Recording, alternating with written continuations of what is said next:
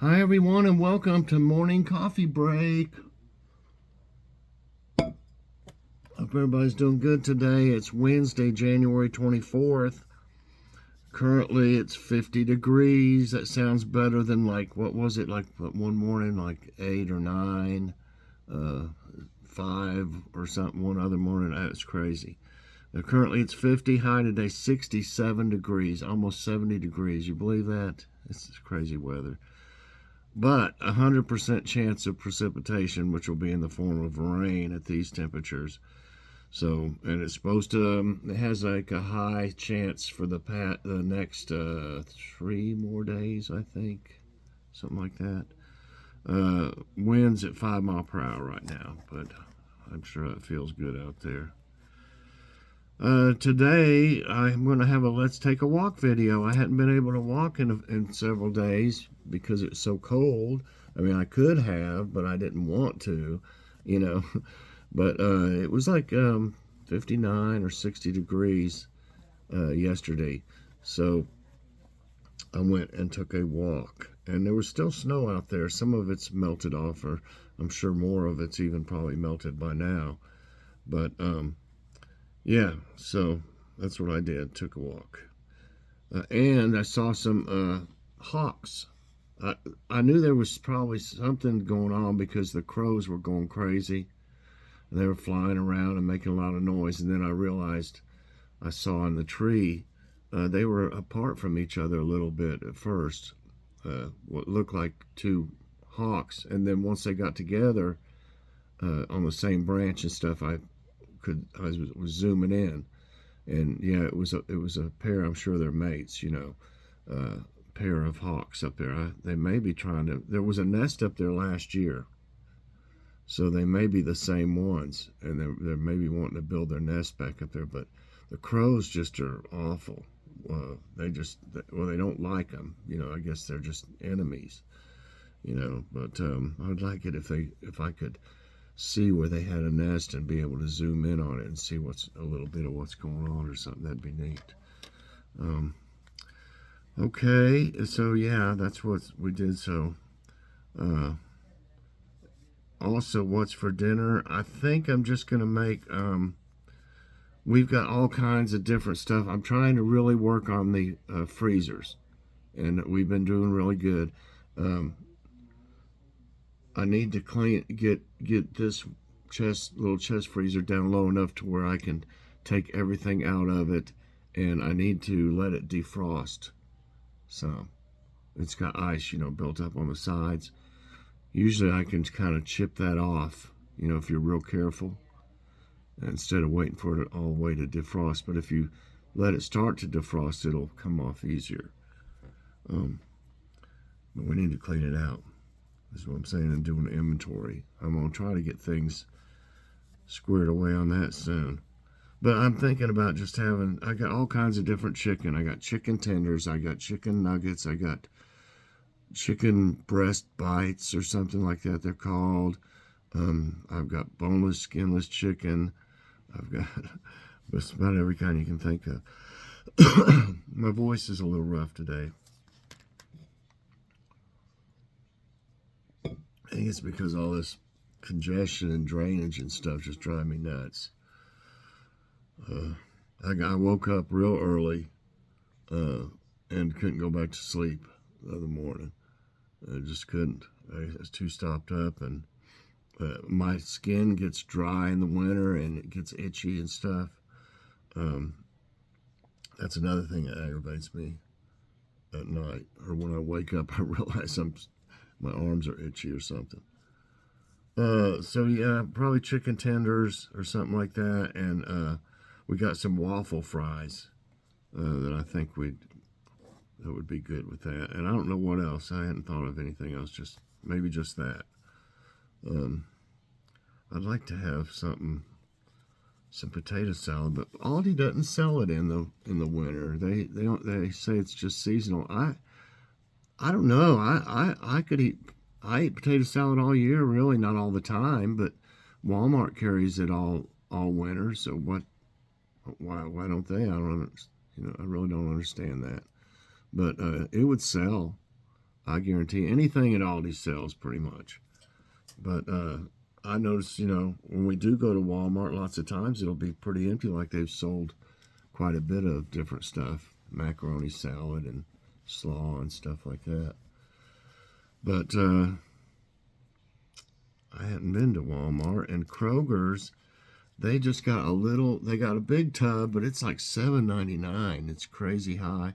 And the little ones are like a pound, I think, and they're like $3.49, but I don't even know if they're a pound. There's not much in them. You can just use it for one meal. The one at Walmart, you can get 2 meals out of it easy. So anyway, let's look at jokes of the day. Teacher, if you multiplied 50 by 8, then divided by 4, what would you get? Student, the wrong answer. What do y'all think it is? Multiply 50 by 8, and then divide it by 4. Dun, dun, dun, dun, dun, dun, dun. That's a song. That's the song they play on what, Jeopardy? Dun, dun, dun, dun, dun, dun, dun. Okay, 50 by 8. This is how I figure. 50 times 8 is 400, and then you divide it by 4. That would be 100, right? Pretty sure. Okay. And this one's called Professional Warrior. Jack had been a compulsive warrior for years, to the point it was ruining his life. He saw a psychologist who recommended a specialist who could help him. His friend Bob noticed a dramatic change and asked, "What happened? Nothing seems to worry you anymore." "I hired a professional warrior, and I haven't had a worry since," replied Jack. "That must be expensive," Bob replied. "He charges $5,000 a month," Jack told him. "$5,000? How in the world can you afford to pay him?" exclaimed Bob. "I don't know. That's his problem."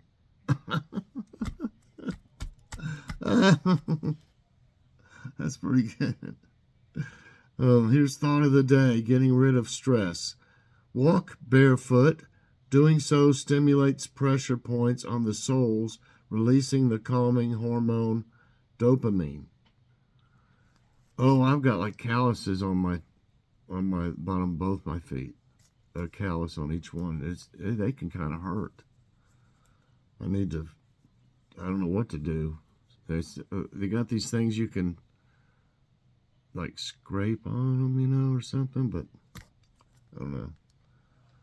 I might have to try something some point in time. But anyway, I really, of course I wear socks.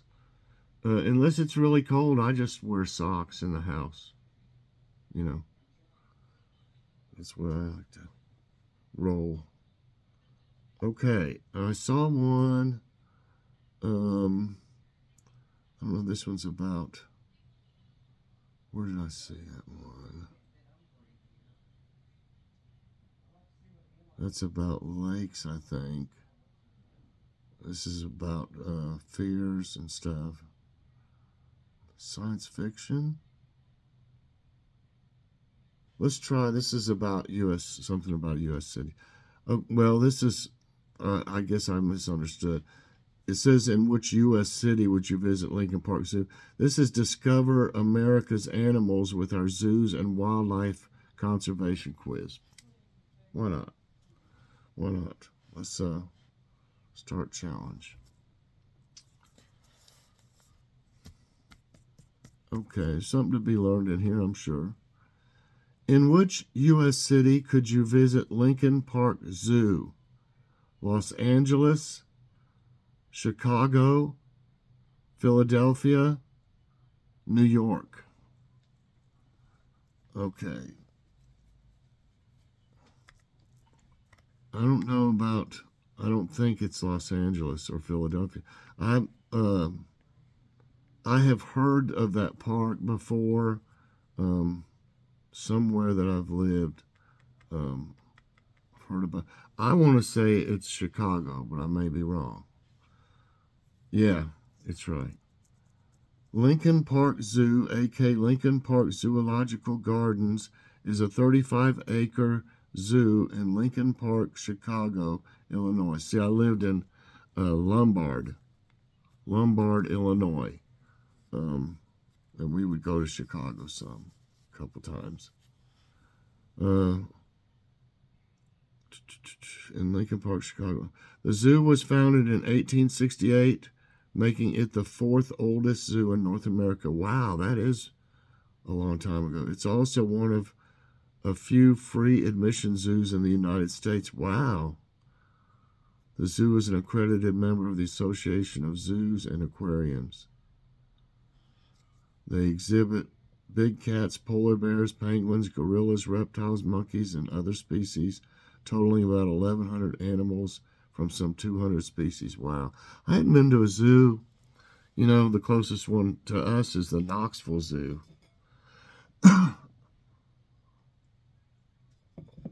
Oh, man. My voice is a little rough. I'm sorry about that. Yeah, and it's not... it's pretty good. It's a pretty good zoo, but it's been so many years. I think Joy and I were still in high school the last time we went to the zoo. And we went with Joy's mother. Yeah. And then we went to the World's Fair when it was in Knoxville. Okay, which of these animals is featured on the logo of the San Diego Zoo? And it shows a sign, but no logo. Giraffe, lion, wolf, bear. I don't know what, my first, just what I, from first impression is giraffe. But that's wrong. Let's see, which one could it be? How about the lion? Yep, it's a lion, so I got one wrong. According to Pentagram, the logo's three animals are hugely important to the history of the San Diego Zoo Wildlife Alliance and represent its century-long conservation efforts. A lion is joined by California condor, a species brought back from the brink of extinction, and a white rhino. So I missed that one. 1-1. In which state would you visit Disney's Animal Kingdom theme park? Texas, Florida, California, Maryland. Animal Kingdom theme park. Is there more than two? I mean, I know there's one in California. I went to it when I was little. Our whole family. That's the older one, and then isn't it in Florida? Because we went to that one too in Orlando, or I can't remember if it was. It seemed like it was Orlando or Daytona. Orlando, I think, is where it's at. So anyway, the Animal Kingdom. I'm gonna go with California. That was the wrong one. So next I'll go with Florida, and it's Florida. So that was a 50-50 chance. Disney's Animal Kingdom theme park is a zoological theme park at the Walt Disney World Resort in Bay Lake, Florida, near Orlando. Owned and operated by the Walt Disney Company through its Parks, Experiences, and Products division. Okay, one right, two wrong. But I learned something just then, too. In which U.S. city could you visit Bronx Zoo? Well, I think everybody's heard of Bronx. Los Angeles, New York, Miami, San Francisco. Bronx Zoo, and it shows a little, I guess that's just a sign in front of it or something. So I'm going to say New York. I got that one right. The Bronx Zoo, located within its namesake borough of New York City, is the largest metropolitan zoo in the U.S. and one of the most famous. Over 2 million visitors come each year to explore its 265 acres of parklands and animal habitats. So, 50-50 so far. In which U.S. city was the first zoo in the U.S.? Oh my goodness. Philadelphia, New York, Cincinnati, Chicago. First zoo. Which city? New York City? I don't know about that. Man, that's a toss-up. I want to say it's either Philadelphia or New York. Let's do Philadelphia. I got it right.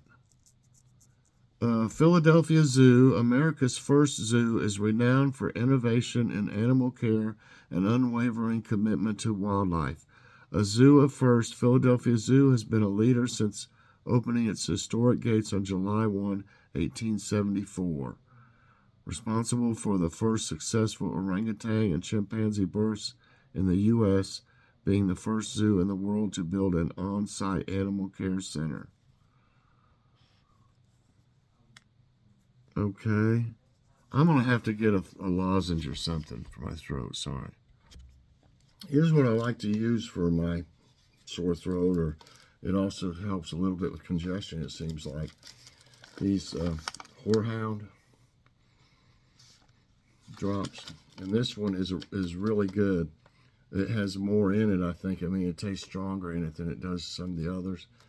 And the place has been around since 1919, but I really like the old-fashioned type. I remember having those when I was a kid some too. Okay, maybe that'll help my throat a little bit. Okay, where were we? I got 3 right and 2 wrong. What is the largest land animal found in Denali National Park? Grizzly bear, gray wolf, caribou, moose. Well, I don't think it's grizzly bear or wolf or moose, because they're all 3 in the United States. From what I've seen on TV and stuff, and just documentaries, I think Denali National Park is like in Africa. So I want to say caribou. It's wrong. Oh my goodness. Caribou is from over there, right? Okay, so what would else be then? Maybe it'll say.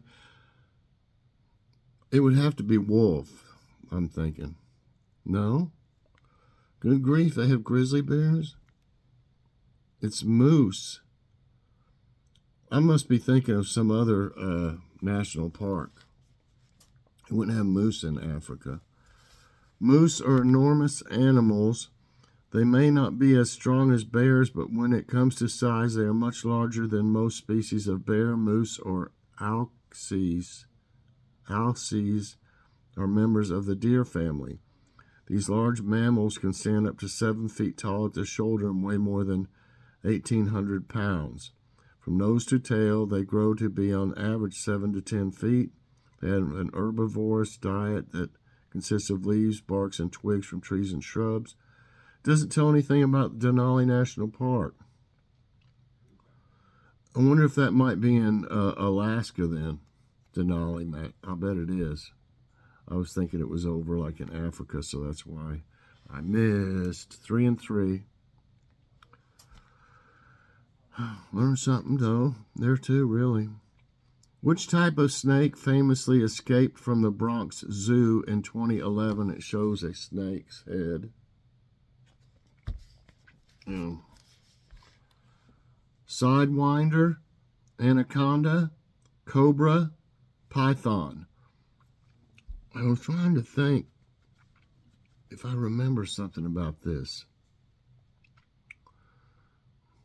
I think it was either an anaconda or a python, and I'm thinking it was a python. Nope. Man, anaconda then. Nope. Oh my god, my goodness, a sidewinder. Those is It's a cobra. Man, they're definitely venomous. In 2011, a venomous Egyptian cobra escaped the Bronx Zoo, prompting a 6-day search, according to ABC News. The snake was found coiled, sort of secluded in a dark corner one morning near the enclosure she had slipped out of. Braheni said he added a reptile house employee recovered the reptilian with special tongs. Okay, 3 right and 4 wrong. Where is the abandoned Griffith Park Zoo located? New York, Los Angeles, San Francisco, Boston. Abandoned Griffith Park Zoo. I don't really know about that.